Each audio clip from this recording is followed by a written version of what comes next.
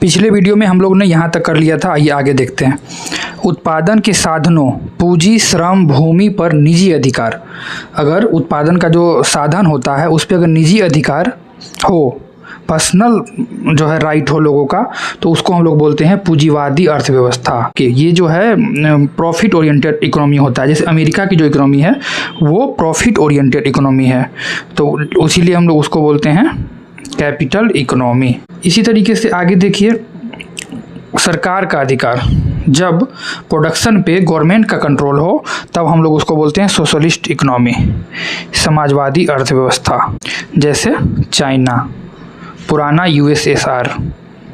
ठीक है, इसमें क्या होता है कि जैसे ना हम लोगों ने लिखा नियोजन प्रधान यहाँ पे, तो इसमें क्या होता है, नियोजन यानी कि सरकार नियोजन करती है, रोजगार का ज़्यादा चांस इसमें रहता है, सरकारी रोजगार का।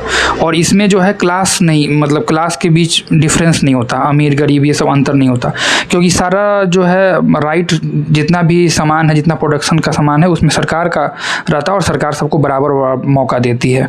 और इसी के विपरीत पूंजीवादी जो है उसमें प्रॉफिट ओरिएंटेड है, इसमें ये नहीं देखा जाता है कि कौन गरीब है कौन अमीर है। और भारत में कौन सी अर्थव्यवस्था है, तो भारत में दोनों का समायोजन है, समाजवादी और पूंजीवादी दोनों का। मतलब कुछ कुछ चीज़ जो है पूंजीवादी भी है और कुछ कुछ समाजवादी भी है। आगे देखिए, बाहरी देश से आयात निर्यात जब नहीं होता है तो उसको बोलते हैं बंद अर्थव्यवस्था, क्लोज्ड इकोनॉमी। इसके बारे में जो है ना, क्लोज इकोनॉमी 1991 से पहले भारत जो है यही था, क्लोज इकोनॉमी था। बाहरी देशों से आयात निर्यात हम लोग नहीं करना चाहते थे।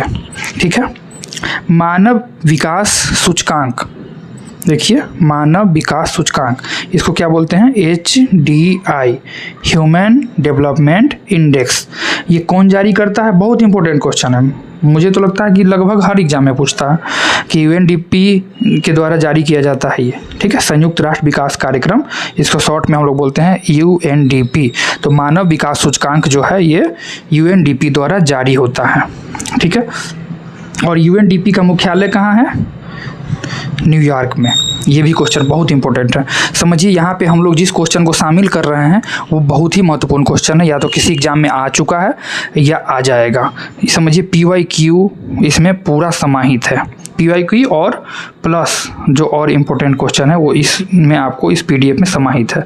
इस PDF को आप टेलीग्राम चैनल से प्राप्त करिए और उसको उसी से आप रिवाइज करिए। फिर देखिए, मानव विकास सूचकांक का प्रतिपादन, ये किसका कॉन्सेप्ट है, किस इकोनॉमिस्ट ने इसको बनाया, तो देखिए ये महबूब उल हक कहाँ के थे, पाकिस्तान के थे। और एक चीज़ बहुत कॉन्सेप्चुअल देखिए यहाँ पे, कि मानव विकास सूचकांक जो है उसका वो किस पे आधारित होता है। ये देखिए, 3 चीज़ पे आधारित होता है, जीवन प्रत्याशा, शिक्षा और आय। ठीक है, पहला जीवन प्रत्याशा। जीवन प्रत्याशा के बारे में समझिए क्या होता है कि कितना जिएगा बच्चा। अगर कोई बच्चा जन्म लेता है तो उसको जीवन के प्रति आशा क्या है, उसी को जीवन प्रत्याशा बोलते हैं, यानी कि एवरेज एज। ये आपको पता होगा, आज़ादी के समय हम लोगों का एवरेज एज बहुत कम था। अब धीरे धीरे जैसे जैसे डेवलपमेंट हो रहा है, जैसे टेक्नोलॉजी बढ़ रहा है, हमारी जीवन प्रत्याशा बढ़ रही है। ठीक है, दूसरा एजुकेशन। एजुकेशन भी दूसरा नंबर पे आता है।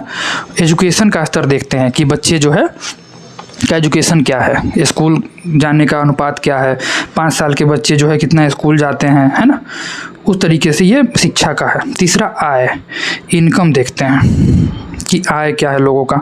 आय इसलिए देखते हैं क्योंकि लोगों का जीवन स्तर जो है वो आय से ही पता चलता है। जिसका जितना इनकम रहता है उतना उसका जीवन स्तर होता। सूचकांक का मान कहाँ से कहाँ तक होता है, तो 0 से 1। ये भी जान लीजिए भारत की रैंकिंग क्या है। तो भारत की लेटेस्ट रैंकिंग जो है अभी बहुत जल्दी आई है, शायद मई के महीने में आई थी। तो वर्तमान रैंकिंग के आधार पे भारत जो है 130वें नंबर पे है।